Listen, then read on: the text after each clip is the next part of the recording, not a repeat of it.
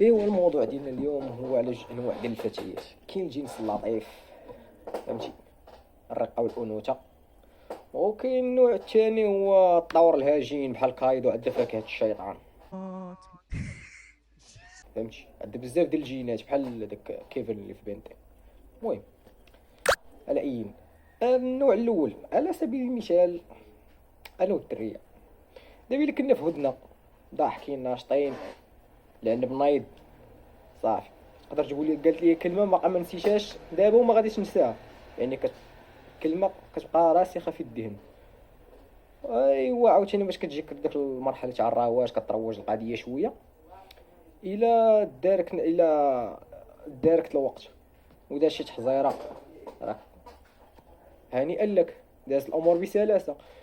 الا كعات وما جاتش تحزار كاينه كلمه طوطاخ، اذا المهم على اي داكشي بريستيج.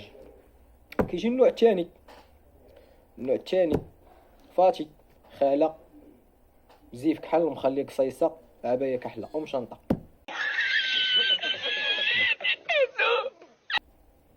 هذه في مرحله السيليباتير ما كتعرفش، هذه واخا تكعيا، هذه اللي قلتي لها كلشي عندها بحال السمن والعسل. واخا تكعيا كتغني لك داك الديسك ديال شاب عاقل ولا ما عرفتش شاب حسني ديال مازال كاين لي سبور، عاد هذه هي ماده لي سبور، هذه ما كتبقاش الامل والو.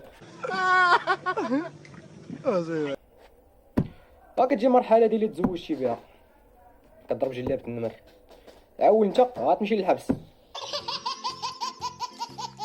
ولدك راهي نهار مربي صغيبه، درب كلشي عزيز عليه، وهي جلابه النمر ما كاينش اللي يدوم معاه، هي حشيه حاكمه مطراسيه الكروه وزايده نغزه. هذا هو الفرق ما بين جوج الاصناف. بغيتي وحده في البريستيج، بغيتي وحده صالحه مدى الحياه، هذه ما كتقولش اي، هادي الله يجعلك تعيش معها حتى في نفاق. انت كنقول لك بحال حماس، والو كنقول لك ضرب معك امر